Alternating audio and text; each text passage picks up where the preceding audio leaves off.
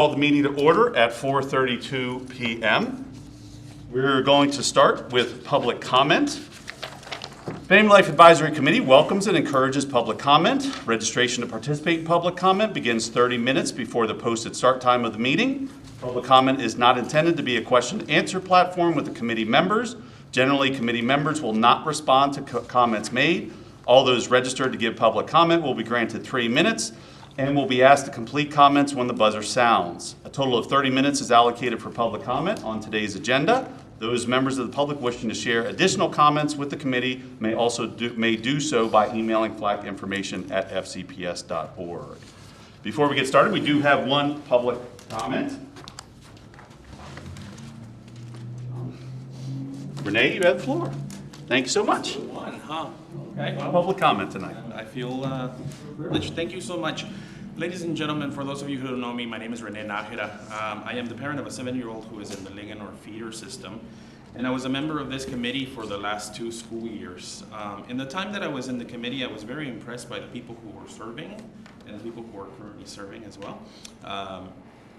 Their background and their subject matter expertise was phenomenal. It was great to serve and to talk and have some very interesting discussions throughout that time. Look, it's not easy to put yourself out there and your opinions for others to scrutinize and to look at and to perhaps have some interesting comments about, but you serve an important role. I was raised in the Christian faith, and there was a lot of Bible reading at home when I was growing up, and one of the verses that really stuck to me, and I still use it today, is Proverbs 11:14, "For lack of guidance, a nation falls, but victory is won through many advisors." You are serving in the role of the advisors. Your experience and expertise will guide the school board's decisions through some very interesting times, and we can agree that these are interesting times. My advice to the committee members is this: speak and seek the objective truth, and you will not go wrong. Back up your opinions with evidence. Don't take public opinions personally. The people who give opinions about you as a person don't know you. They don't know your heart. They cannot read your mind. When you feel attacked personally by a member of the public or maybe even somebody on the committee, take a deep breath and carry on. Ask plenty of questions on policies and procedures, and the phenomenal staff will be there to answer your questions. To the general public, those of you listening at home, not everything is a conspiracy. Look, sometimes things just happen, some mistakes are made, something gets put on the agenda and they're taken away. It doesn't mean that somebody has it out for any kind of conspiracy theory, right? I think we should all just cut it out with the personal attacks. Bullying has never changed any minds, especially not the minds of those who are being bullied. We're all adults. And for those of you in the audience who are religious activists, one of the things that I like to tell is, in God we trust, all others must bring data. And not all data are equal, right? I think we should bring data that are from experts and not social media or political influencers. So with that said, I wish you the best in the coming school year. I look forward to seeing the fruits of your labor. And I thank you very much for offering your time to participate in this committee for the improvement of our own children. Thank you so much. Quickly to review the agenda, we're going to do an introduction, approval of May minutes. We're going to go over the role and function of FLAC. Those guidelines were all sent out. We do have the election of officers today. We'll talk about that in role and function, but we are looking for a chair, a co-chair, and a secretary. And we'll go over a brief overview of pre through 12 health education. Before we get started, there is an adjustment to the schedule. One of the things that the committee asked for last year was YRBS presentation. YRBS data for statewide has been released, but the local information has not been released yet. I tried to wait as long as possible, drove my boss a little nuts, but it should be ready for the November 12th agenda. So the November 12th agenda, hopefully we will have YRBS on local information as well. Okay, so fingers crossed, it is released and ready to go. Just as an FYI, YRBS is also being conducted this year again. So even though we don't have our local data yet, we are doing another survey that's coming up at the secondary level. To start off, we're going to start off with the introduction of members. We would like to say that there is a change in staffing, as we said, Jamie Hitchner retired at the end of last school year, and so Jamie Hitchner is no longer serving in our role as elementary health and physical education specialist, and they decided that I will now be pre-kindergarten through 12 health education and physical education specialist. I was lucky enough, they were able to shift some people around, and we were able to get Jess Valentine. So Jess Valentine has served in the elementary and high school role. She is a teacher specialist, a little bit different role than what I have. Her main role will be supporting teachers. We do have about 35 early educators, non-tenured teachers in our system, and her main role will be supporting them, but she will also be supporting the Family Life Committee, School Health Council, and other FCPS committees as well. So, Raven, if you don't mind starting with the introductions, and we'll go around. I'm Raven Jones. So I've been on, this is my third round on this committee. I'm from the Walkersville Feeder District. I have a daughter at Glade Elementary. I also have a bachelor's in biology and a master's in public health. I'm Jen Metcalf. I'm here representing community intimate partner violence work along as part of Hartley House.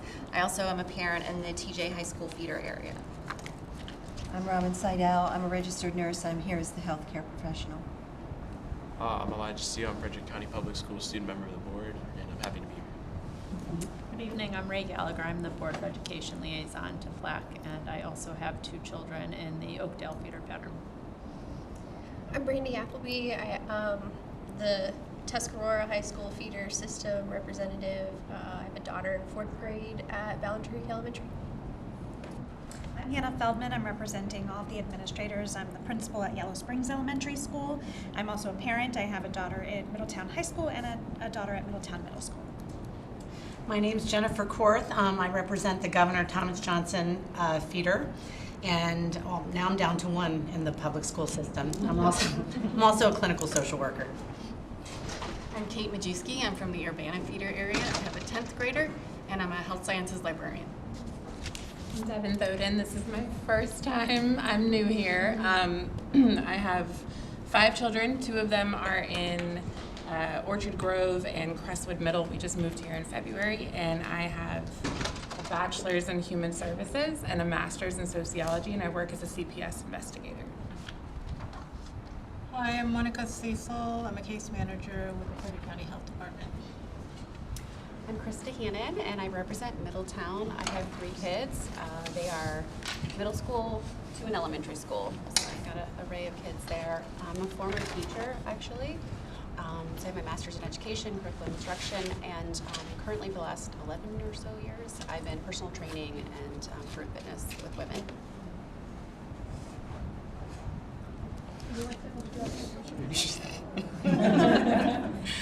I'm Yewande Oladende, and I am, I'm sorry, what are we doing saying again? Just an introduction. Introducing yourself. You can continue.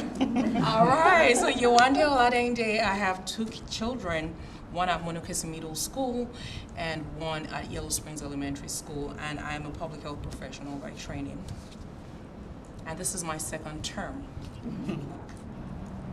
And I'm Daphne Church. This is my 3rd term. I'm representing the Brunswick High School feeder. I'm a professional fundraiser, and I've spent the last decade or so fundraising in pediatric medicine. I'm Jess Valentine. Brian already told you what I'm doing now, but I've spent the last 18 years teaching health and physical education to our students. I'm also a parent. I have a child at Emmitsburg Elementary and Catoctin High School. Thank you so much. First thing on the agenda, we have the approval of the May 7th minutes. If you could please take a minute to look over those.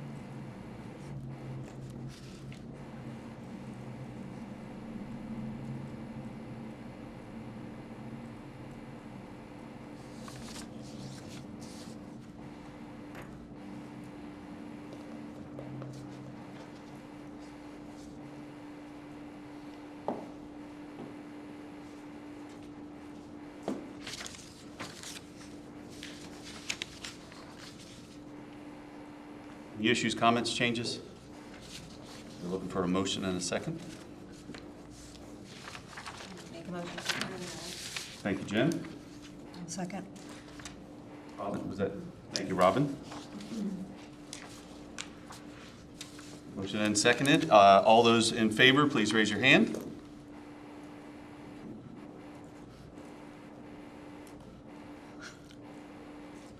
Thank you. Against? Abstentions? Perfect. Thank you so much.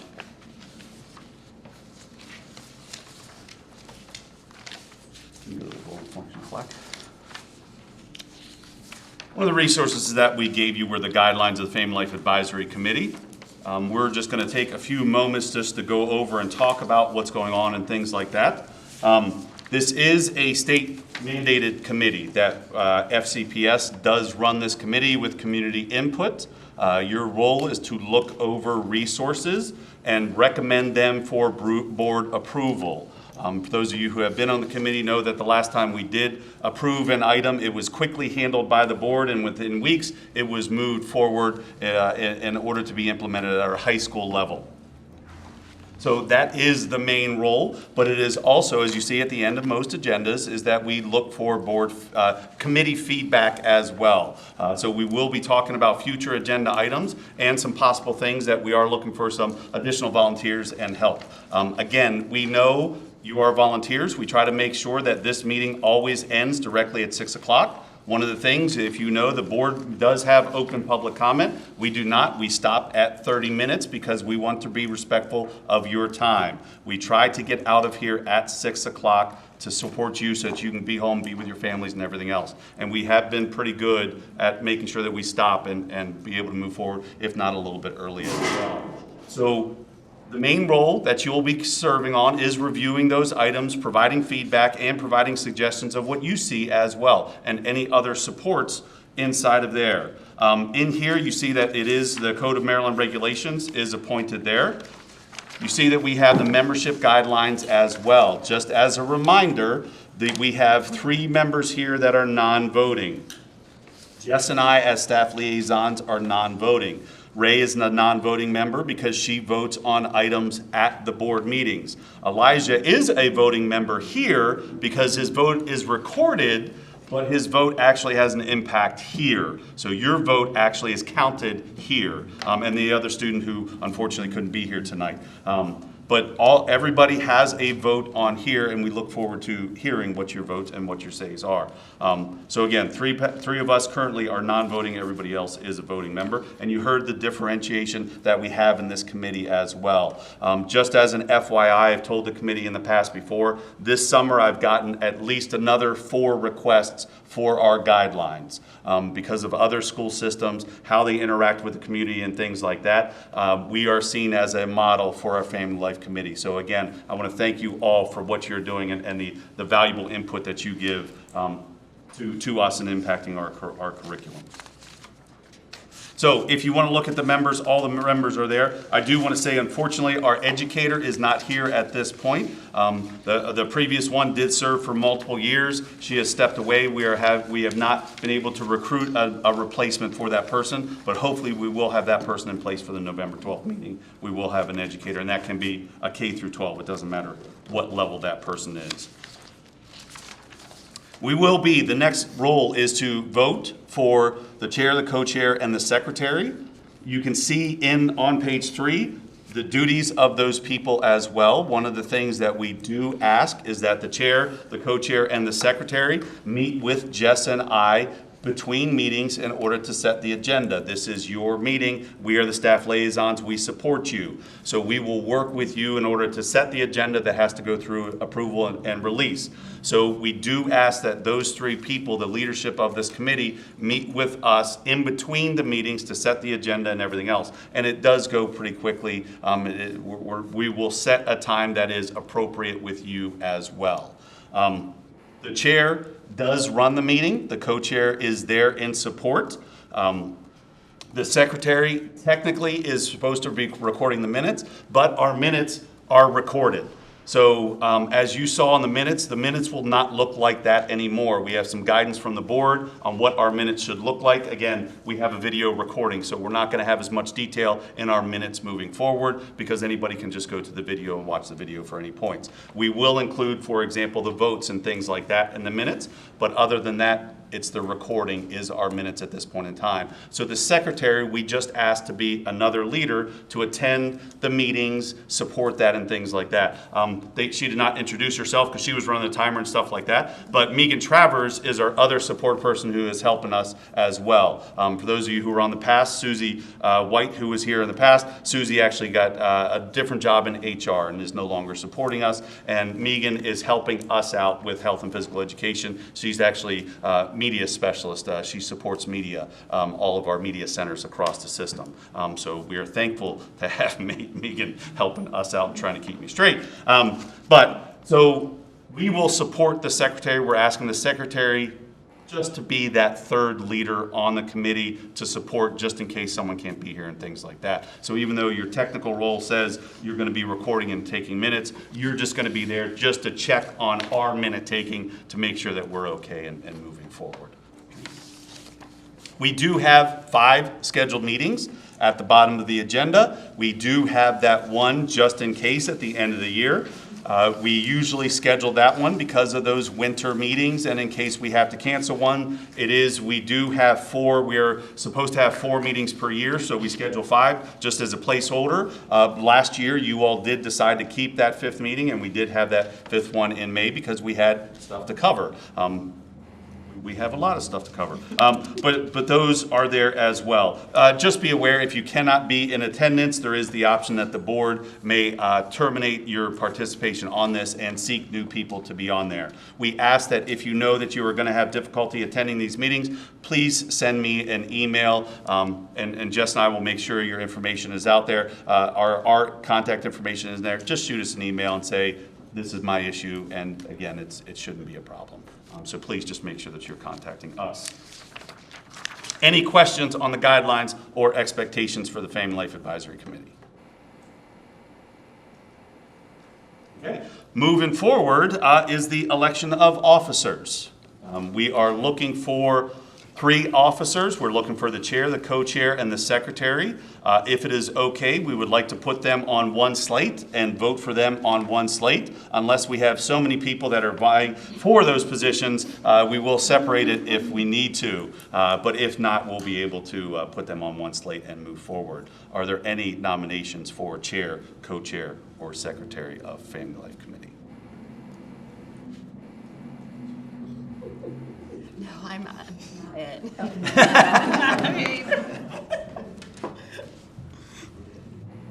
I mean, I'll self-nominate as secretary. That's fine. Thank you.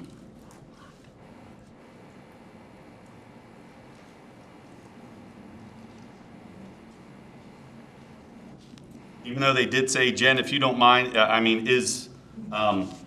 can you give a little overview of expectations and stuff? She's done it for a few years, and I completely understand why she's not doing it this time. I just wrapped up my 2nd term as chair. It's been great, and I think the thing I did enjoy about it the most was I feel like getting to know everyone kind of at a deeper level and having those times in between. But I don't feel like it's that much of a lift. So it definitely, if you're worried about time and things, and Raven was the recording secretary, and he was our vice chair, but I definitely would recommend it. It's not that intimidating at all. So I highly recommend it. Biggest thing is you tell the public comments that their time is up and things like that, and we are there to support you as well. And again, you do run the meetings, but we sit right beside you and support you that whole time as well. For sure.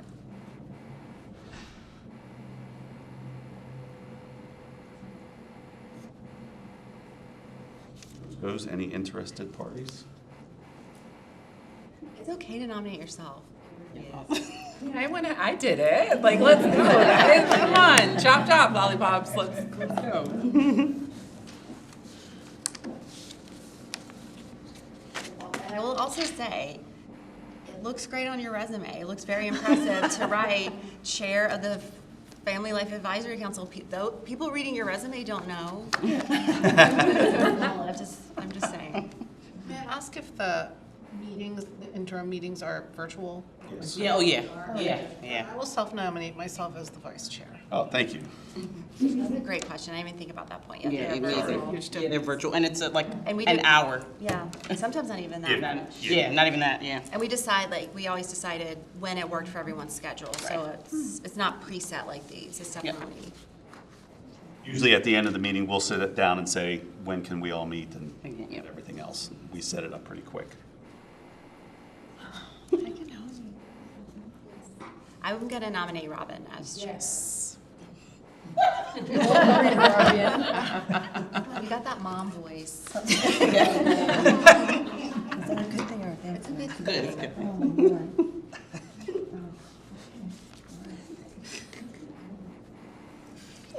And I don't want to speak for Raven, but we are absolutely available. We can even hop on the first meeting. Yeah, I'm happy to help. We can help Secretary. transition of power. You okay with that, Robin? Sure. This is being recorded. Failure makes you stronger, right? Yep. Any other concerns, any other nominations? Okay, so we are looking for one of the committee members to motion to approve a slate of Chair of Robin, Co-Chair of Daphne, Secretary of Devon. One slate for all three of those people. We are looking for a motion and a second, please. I motion to vote on the whole slate. Second. Second is, thank you, Jennifer. Any questions or comments before we move forward? All those in favor, please raise your hand.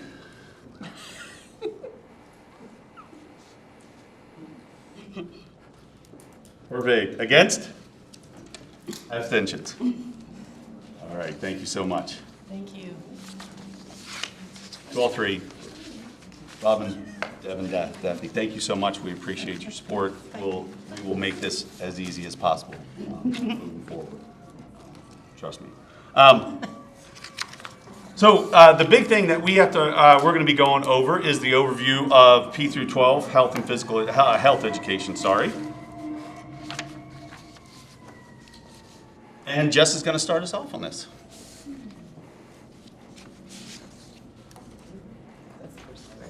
You're good. Health literacy, the definition is there for you, but this is the main goal for us as educators from PK to 12. We want our students to build their skills and build their knowledge in the content. When they leave our school system, we want them to be educated within the content, but we also want them to be able to apply what they've learned, advocate for themselves, family members, with the health information and within the services. Grades pre-K to 5, our elementary health education, our standards-based instruction. The scripted lessons, our teachers go through trainings before they teach the scripted lessons. It's taught comprehensively. We are, in the coming years, going to be implementing the FCPS essential curriculum that has been approved. And we will be working and bringing those resources to you moving forward. Just as a reminder, pre-K through 5 is taught by committee. So we have classroom teachers, we have the PE teacher, and we have the counselor all doing a part of the health education curriculum. 6 to 12, which is where I have a little more expertise. It's what I've been doing for the last decade. We've really been working to implement the skills-based health. We are all certified health educators. We now have a requirement of 1 credit in high school. It's 9th grade and 11th grade. There is a little wiggle room there based on children's child's schedule. With the Health 2, the 11th grade health, we are experimenting with a lot of different avenues because of schedules and what our students have.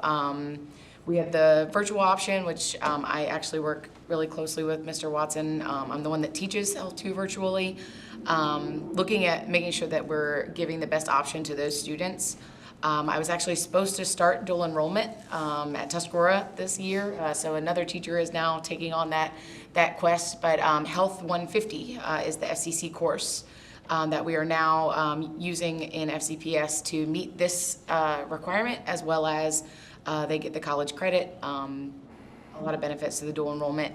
And then we have the traditional, where they have the 0.5 in school, and they pair it with a class of their choice, financial literacy. All the schools kind of have their own 0.5s that they want to, or that they can offer based on their staffing.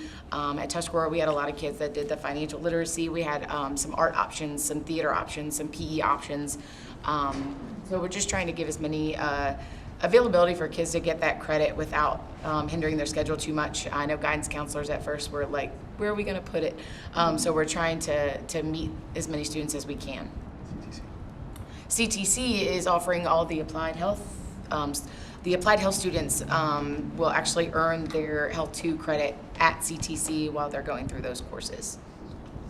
One of the other things with Health 150 does follow the FCC guidelines, which means that they do not offer an opt-out to the Family Life unit.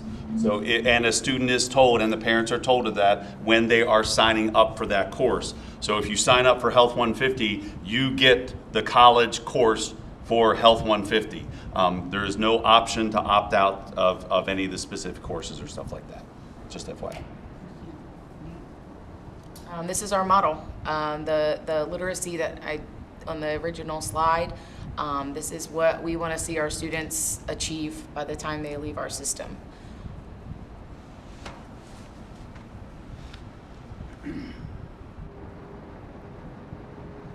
Our skills-based health education has the non-functional. An example would be knowing the bones in the body. Functional health information, need to know if I hurt myself or one of those bones is broken, where do I go to get help? How do I get help for myself or if a family member, so that we're teaching both of these levels of health information. One of the things that we also want to look at is, again, with the revised, as Jess said, you all know we started looking at a few resources for elementary health last spring. This spring, we will be bringing more resources to you. Again, as Jess said, hopefully in the next few years, we will be rolling out the new curriculum. Just as an FYI, there is also a new national health education curriculum that was released last spring. So there is a state committee that is setting to look and see how that's going to impact our state curriculum. The reality is that the health education curriculum, national curriculum, didn't change that much. So I don't foresee us changing a whole lot at the state level, which means that we should not be changing a whole lot at the local level as well. So it looks like the state is meeting, and they're going to be meeting over the next few months to talk about what's going to happen. But for the most part, I don't see a whole lot happening. Yeah, Rob. For the high schoolers, is there a way to register them to get trained for CPR? Is that ever part of that? We offer hands-only within Health 1 and Health 2. They get the hands-only CPR. There are courses that we offer, but they're outside of health education. Sports med is a class that our students would get certified, that they can get a full certification in CPR. But with health, we don't do full certification. It's just the hands-only training. Which is the state law. And we know that now is the priority is the compressions, so. Some of our schools do it in the coaching class. We have a coaching elective as well. And again, some of those students are going out and being coaches and volunteers in the community, which our coaches are required to have it. So it's a simple thing. So some of our schools do that. And just as an FYI, our child development students, so just as a career pathway, our child development students, if they are level 3 and 4, are also required to get it and become certified in that. So we are chipping away at some of the people being certified. We also do the AED training with our Health 1 and Health 2. Question. Yep. So you said next spring there's going to be a rollout of the FCPS, the health curriculum, right? Is that going to... No. What did you say? We are going to be looking at resources for elementary health. For elementary health? Yes. Okay. So I thought that was part of what we did the last time. We did some. We only did a few. Okay, so there's going to be more. Yes. Okay. Yeah. And then the National Health Education Curriculum, that's... Standards. National Health Education Standards. Thank you. Sorry. Standards, okay. So those standards, you said that they're going to be looked at internally within FCPS to see how they could be incorporated. Looked at the state level. So the state level has, thank you for the questions. No, and I just want to make sure I have it right. Yep, nope. So there is a Standards and Framework Validation Committee that is going to be hosted by MSDE. And that committee of representatives from across the state will be looking at the National Health Education Standards and the Maryland State Framework. I am actually one of the members on that committee. Okay, so how does it then trickle down to FCPS? So over over about the next 6 months, that committee is going to be meeting to look and see and gather input. So that committee is made up of educators, health professionals, as well as community members, parents. There is mainly virtual meetings, but there is two or more in-person meetings that will be going on. The next one is actually on Monday for in-person meetings. But they will be looking over it over the next about 6 months. And then that committee will be making a recommendation to the Maryland State Board of Education on what should be occurring with the Maryland State Framework. Right. And so whatever is at the state level, then automatically FCPS and every other school system will follow that. Correct. Okay, thank you. Yeah, good question. Thank you. Is Health 2 required at the state level or at the Yes. state level? It's a state level requirement. They bumped that up a few years ago, graduating class 2025, yeah. This year. This year's the first class is mandated to be there. Questions, anything else? We're actually going to go over some of that stuff in here. So again, state regulations, COMAR 13A04.18.01 requires health education to be taught every single year. The state does not mandate time. Time is developed at the local level. That's why we do have at this point in time, our regulation does say 45 days at the middle school level for 6th, 7th, and 8th grade, and then the half credit for Health 1 and half credit for Health 2. Health 2 can be offered, we just say after sophomore year. The reason why we say after sophomore year is because a lot of the topics that are taught in that are taught when they leave us. So a student is in our school for years, always has that support all around them. What do they do when they go out in the community? And so that's why we try to push it as late as possible, and the flexibility is there 11th and 12th grade year to put it into that situation.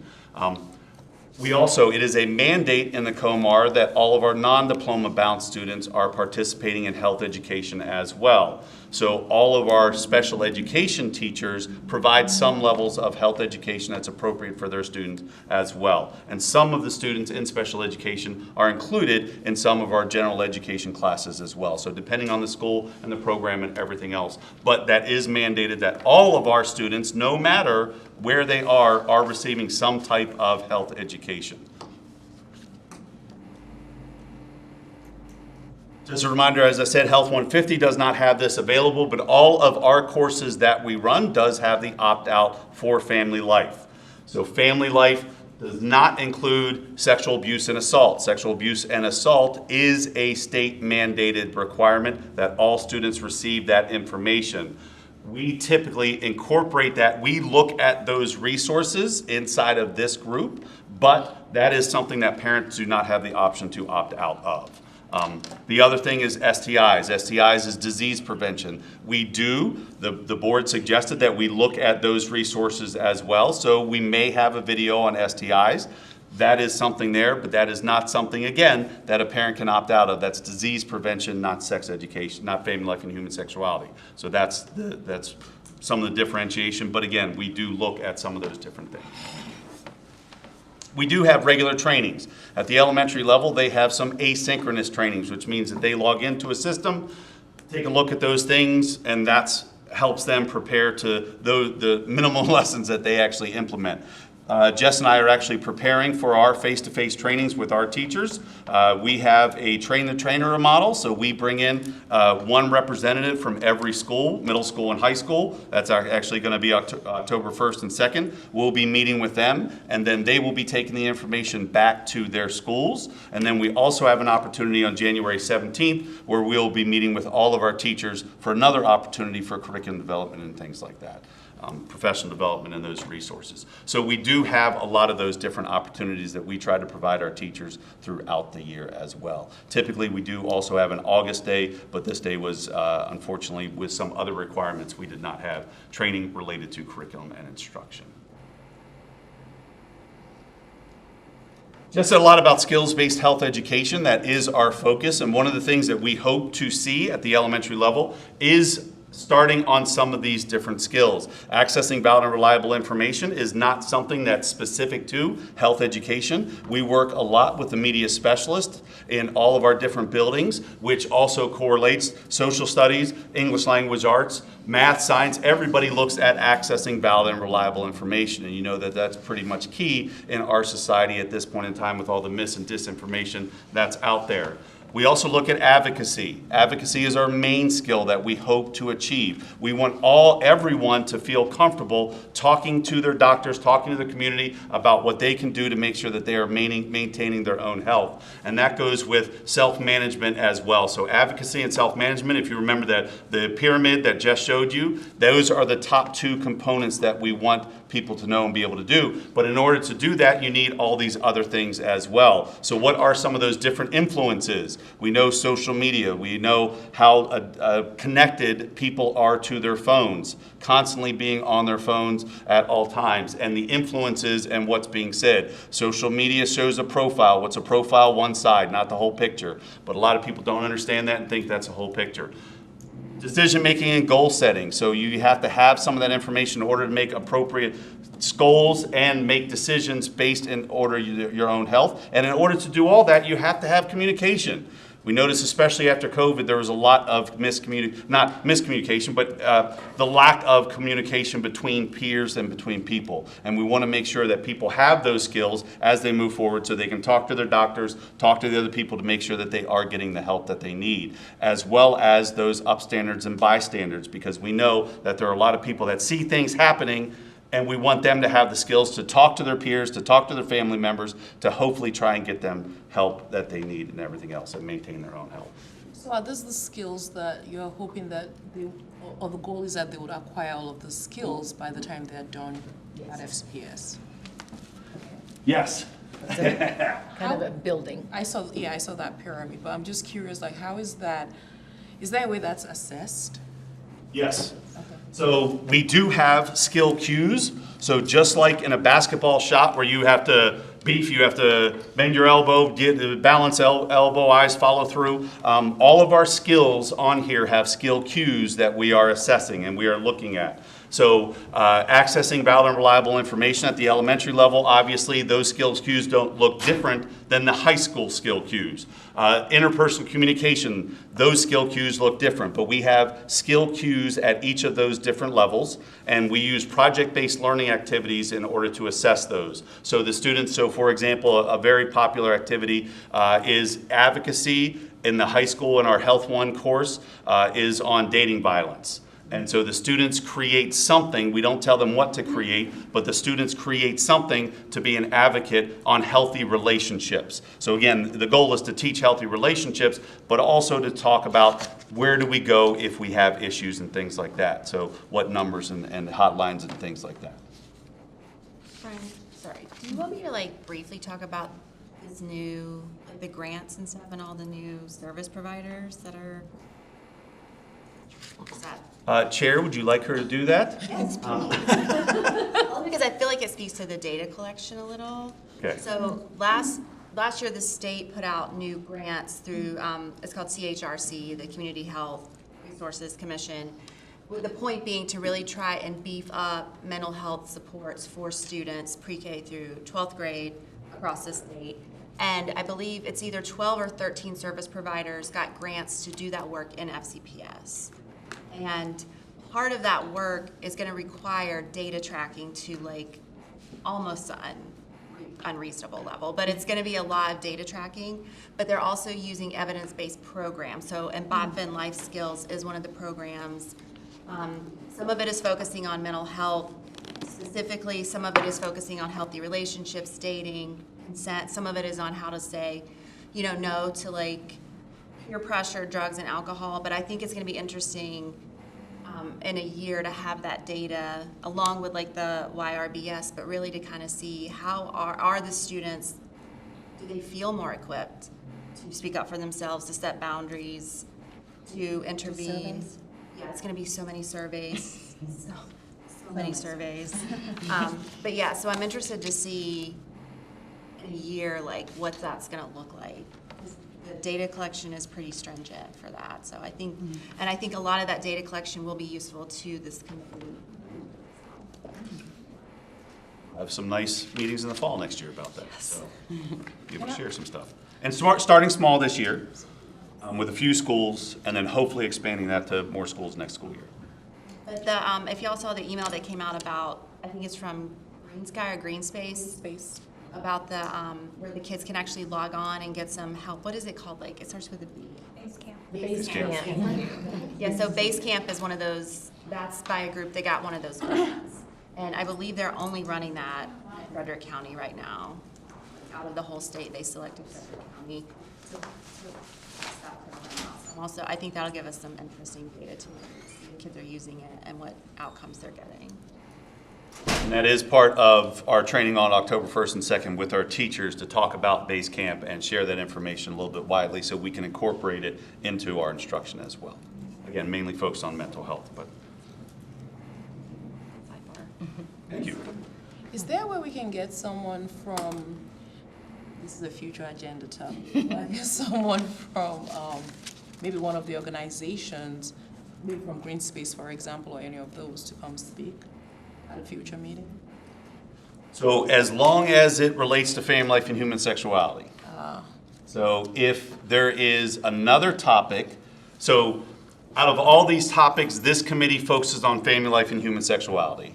The other topics are covered through the School Health Council, which is not it is a superintendent committee, not a board committee. The board does have representation on that, but we have a partnership with the health department, the school system, and community members and parents who are a part of the School Health Council. The School Health Council covers all of those topics, and so they will be looking at that kind of stuff. So like this mental and emotional health, for example, that's kind of related, I think, to what Jess is saying. So you're saying that if it's not directly tied to family life, then it's outside of the scope. Of this committee, yes. Now, if this committee decides that they would like to see mental health related to family life and human sexuality, ACEs related to family life and human sexuality, we can talk to, so Rissa Watkins is at the health department. She's the epidemiologist who will be sharing different information. We can, if the committee wants that, we can bring that on. It is not, again, if you want that, we'll put it on the agenda. I mean, the only reason I'm thinking about that is when the previous slide where you have those skills, right? I feel like if there's some mental health imbalances, that's going to really affect how you can advocate for yourself, even the types of relationships you get into. Like it's kind of like all tied in, and that's why I was thinking in that direction. When we build the skills, like we're working really hard with teachers to make sure that all of these skills are incorporated to all of these top content areas. So we're touching on all of those skills within all of our content areas. And we know nothing does in isolation. Right. So we do focus on the dimensions of wellness. Dimensions of wellness are emotional, your physical, intellectual, social, spiritual, occupational, environmental. All of those things are connected together, and we realize that. One of the things that is going to be coming out with some new updates and stuff is environmental health. Environmental science was mainly done in science, but the state gave some direction that environmental education should be occurring in more content areas. So that is one area that will also, because again, just as you said, everything is connected, and we can't do things in isolation, so that's why it's there. Family life and human sexuality is only one unit of the big 45 days. We pretty much have 45 days, 6th, 7th, 8th, Health 1, and Health 2. In those, we cover all of these different topic areas. So that means that family life and human sexuality is anywhere from about 5 days to 10 days, and that's pretty much it. It's not a whole lot of time that the teachers have. There's a lot of information. Every year we have to work with the teachers to sit there and say, okay, this is what we would like to teach, this is what we need to teach, and we need to take more time for this and less time on this. And we look at the YRBS data, we talk to the teachers, what they would like to see, we talk to the students as well. So the School Health Council does go to schools and talks to students. This year the School Health Council will be going to 2 middle schools to get input. They've been into the elementary school, high school, and now they're going to be talking to 2 middle schools this year as well. If you'd like to be a part of School Health Council, please reach out. I'd be happy to add you to that list. As we talked about with the requirements, this is the committee that looks at family life and human sexuality as well as sexually transmitted infections as well. So this committee is being asked to look at those things as well as sexual abuse and assault. All of those different topic areas, even though some are mandated and can't be opted out of, the board has asked us to look at that wide scope of things, and we will be doing that over the next year. Again, you approve the item. We don't sit there and develop lesson plans and everything else at this point in time, because if you don't approve the item, I can't have teachers take hours to write a lesson plan and get it implemented and things like that. So you won't see the lesson plan, you'll see that, and then hopefully with the teacher, with Jess, who just left the classroom, they'll give ideas about how they would actually incorporate some of this stuff into lessons. So just as an FYI, what you'll actually be looking at as we move forward with some of those different resources. Any questions? Thank you for asking questions, and again, you all know me. Ask questions, I'll answer you. I know I'm being recorded. I know this probably is obvious, but the FCC dual enrollment, is that only 12th graders? No. No, it's typically dual enrollment is only juniors for any dual enrollment. Oh. I don't think any high schools offer it to sophomores, but juniors and seniors can do. They follow the FCC schedule, so they only meet with their instructor 2 days a week, and then they have asynchronous work. So the teacher technically has 2 classes each semester. They meet with one Monday, Thursday, one Tuesday, Friday. We actually have like a 60-person wait list at Tuscarora because that's how many kids were interested in taking it. So I see it at this time. I think we were the only school that's doing it. So I see that catching on. Virtual, we're exploring the MSD course, and then we're actually looking at the FCC Health 150 course as well. I'd take the online Health 150 class, and it's awesome. We've had a lot of positive feedback about the FCC one, so I've encouraged the principal at virtual school to take a look at their programs. We do hope that it will be expanded to all high schools. This is just the first year that we're implementing the course. Yeah, it makes sense. You want to. Yeah. Okay, one of the next things is to talk about future items on our agenda for review. So again, if you please look, our next meeting will be on November 12th. One of the things that this committee has talked about in the past, and I would like it to move forward for the November 12th, if the leadership, the new leadership does approve, is porn literacy. We have talked about that in the past. We need to move that forward. And what I am suggesting is that if there are a few people who would be willing to meet with me, and it's not the leadership, it's anybody who would like to meet with me and Jess to talk about that in preparation for the November 12th meeting. Is there anyone interested in working on that for November 12th?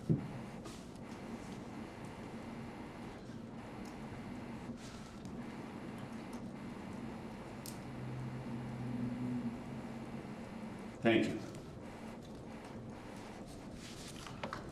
So at the November 12th meeting, hopefully we'll have some information on porn literacy. Hopefully we'll have some the YRBS presentation. If we don't, we do have YRBS state data. So Rissa Watkins from the Health Department will be coming to share at least big picture stuff as well as some ACEs information related to Frederick County.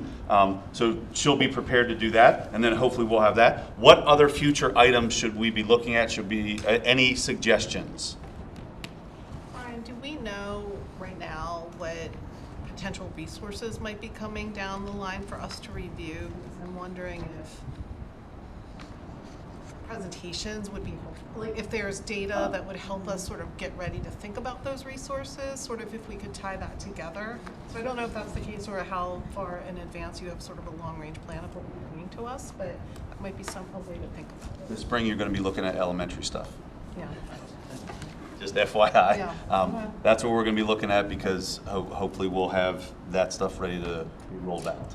And do we know specific like subtopic areas within that now in terms of the resources? We'll be building on what we started last year. So families, again, we have very limited objectives at the elementary level. It's mainly family, it's relationships, and then again at the 4th and 5th grade level, that's where we actually start talking about puberty and things like that. So those videos again will be dropped. The puberty lessons are supposed to be dropped down to 4th grade. Those videos are going to have to be updated as well because the current videos that are being used are pretty old.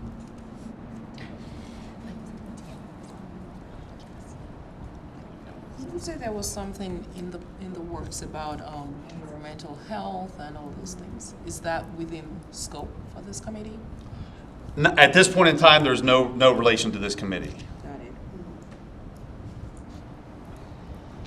Ryan, you just mentioned the puberty lessons are supposed to be dropped to 4th grade. Does that mean they would repeat again in 5th grade or one and done at 4th? No, it will be so.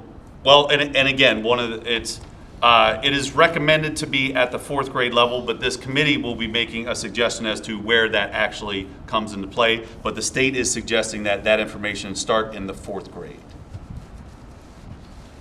So one thing that might be useful is if there's like a nurse educator, or I'm not sure who it would be, but to kind of understand better the sort of trends with puberty. I sort of anecdotally have heard, things are kind of starting a little earlier and things changing, and sort of we all went through it at some other time long ago, at least I speak for myself, and so just sort of bring us up to speed on the latest thinking. I think that would be helpful.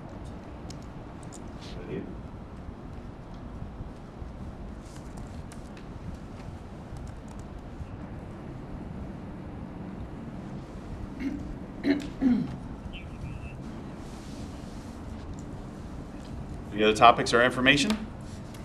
For the elementary resources, are we going to be looking at any things about like body autonomy or anything like that? Do you know? I'm not sure. TBD. Yeah. Jess and I will be looking at what exactly. It's out there. Yeah. As I said, Jess was at the elementary level, but that was over a decade ago. And I've never done elementary, so I am learning a lot about the elementary level, schools and schedules and everything.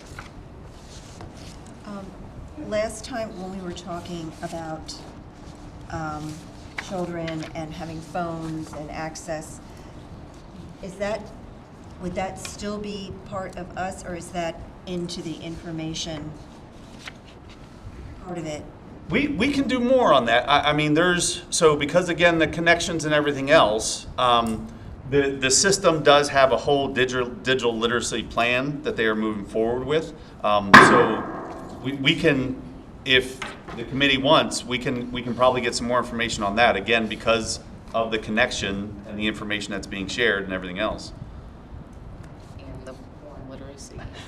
Yeah, it kind of comes together. Yeah, it ties together. Yeah.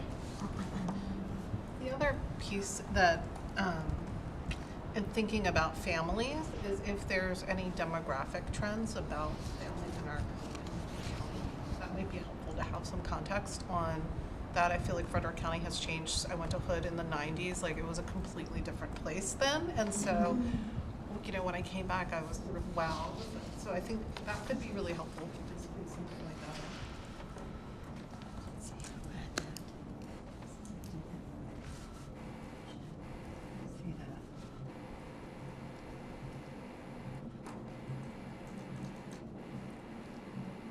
Daphne, I'm thinking about what you just said, and I'm just wondering, you're talking about the changing demographics of Frederick County. I'm wondering, is that in relation, what will that be in relation to? Is it like just even how people from different cultures are coming in and how to take into into account the cultural differences and stuff, even in educating students on family life, because every culture has different perceptions on sexual health and things like this. And I don't think she's in the audience today. Dr. Gall, I know that this is something that I know. She's over there. I was just going to say, that's something that I think I can resonate with, because even the type of terms that I used would also vary culturally. So that may be something, I second what you're saying. That's the point. I think intergenerational families, I think same-sex families, I think there's so many different, just such a different feeling in our culture, and I think we need to pay attention to that when we think about these things. And speaking as a CPS investigator, I can tell you that the changes in the way that cultural things impact the way that children are more likely to report an assault, it's very big. So taking into that, we have to consider that whenever we're making recommendations and reviews and things like that, because we need to make sure that these kids can see themselves. And I think our last meeting back in May, was it the May meeting in Walkersville, when we were watching videos and they were talking about families and different kinds and trying to, you could see there was attempts at everybody being represented, I should say. But I do really, I think we need to hit that nail even harder. I think it's critical, and I think we would be remiss if we didn't have better statistics on just numbers and just data in terms of who's here or who lives in Frederick. I really think that's a critical aspect of this. I don't know how we can make recommendations for anything unless we know, were those videos relevant? You know what I mean? Who are, we look at it through our own lenses, but it's just like, I think we need to really be more exposed to what's going on and what's happening in our community. And I don't know if that data is out there. So we can ask. Yeah, I mean, do you have the stats on numbers of students? We have our demographics, yes. I mean, do you have trends of how they've changed over the years? Yes. I mean. Yes. Another interesting statistic might be from, I believe, like law enforcement and the Child Advocacy Center on the Handle with Care program, and just like what number of children each year is FCPS seeing like in that Handle with Care program, meaning that like during some point in the evening or whatever, a parent's been arrested, the law enforcement's been at the house. I think like you were saying, it's just good for us to know kids are going through stuff. So when we're watching these, not just through the lens of our own experience or even our. I don't know if you guys know what she's talking about. Like, as a teacher, we could get a slip of paper at any point in time, and it says a student's name, Handle with Care, and that's it. And we are not to ask questions, but we are Handle with Care. But that's what you're talking about, right? The little cards we get. And then the guidance counselors have the documentation on, obviously, more detailed situation. I'll share, we don't get any detail. No? So the administration at the school and the guidance counselors get a Handle with Care notice. All it says is the child's name, the time, and the date. That's it. And from that, we know that at some point between the school hours, there was some sort of emergency response to their house. It could have just been an ambulance, it could have been fire, it could have been police activity. It could have been the parent making a report against, someone else for their child. We have no information unless the parent reaches out and talks to us, but what we do then is notify anybody who's going to be working with that child that day that there was a Handle with Care notice. But we have no information unless the family shares. So that's news to me because it's something I never knew of before, so thanks for bringing it up. I may not be the only one. But in a situation like that, then without knowing any specifics, because it's so vague that what's the process? How do you even handle with care? What does that mean? Typically, our guidance counselor will go check in on them at some point that morning, just to say, hey, everything okay? Sometimes the student's not even in school that day. because of whatever happened. In my school, typically, the parents usually call and kind of share what happened. So we do get more information. It's just that the communication between law enforcement and FCPS is just the strict mock form with just the name, the grade, the time and date. Sometimes it's in the paper, so you know what happened. You know, I mean, It's like asking like how we do it. Like as I was a PE teacher, so I was in the weight room and like I had a couple of handle with care where the kid came and did not dress that day. I know that I'm not gonna be like, why aren't you dressed? Why aren't you? You're not feeling it today. Like it just hopefully will allow whoever's dealing with that child to have a different, not a different approach, but know how to approach that student. To be honest, every child I've ever gotten one for told me what happened without being involved in. I also taught high school and had pretty good relationships with my kids, but I'm sure in the elementary school, sometimes the kid probably doesn't even know what happened. They just knew it was something. So I think I agree with you, like, what do you do? But it definitely gave us a deep breath. I actually had a kid punch out a window one day, and it was a handle with care moment. They were just very overwhelmed emotionally. So knowing, I think I handled the situation a little different than I would have if I wouldn't have known he was going through something. So I don't want to stop this, but we did stray a little bit off. Want to make sure. So it looks like, and again, we'll meet with your voted on leaders, but we'll try to get a little bit more demographics. I'll see what data. Again, FCPS does have a lot of data on that, but thinking about like family structures and things like that. We'll see if the county or anybody has more information on that. And then we'll set up, thank you for those who have volunteered. If you don't mind staying after the meeting a little bit so we can schedule some time to talk. And then hopefully YRBS might be on or ACES, that information will be on the November 12th agenda as well. Okay. When you say ACES, are you like talking on a national level or specifically? Specifically to Frederick County. Yeah. We have that data. We've had that data for a while now with our ACES committee. Okay. All right. Well, thank you so much. It is 5:35. Do we have a motion to adjourn? Motion to adjourn. Thank you. Second? All in favor? Thanks so much. Have a great evening. Thank you all for being here.